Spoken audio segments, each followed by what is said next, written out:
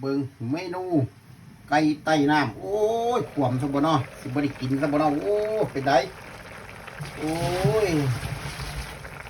กดรัวพอละ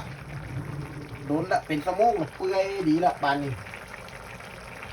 ต้นหอมกับบ่มีใส่ไปยังตามมีตามเกิดเบิ่งดูพุ่นน่ะ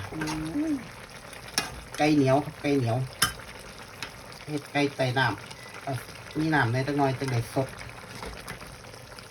มักแบบมีน้ำสดจังแซ่บสิเปื่อยแล้วล่ะโดนละปั๊บปิดแก๊สปั๊บเรียบร้อยพอได้ใบกะเพราก็ใส่ตั้งแต่โดนละ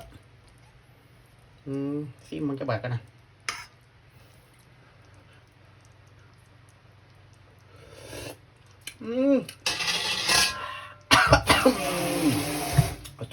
โจแซ่บ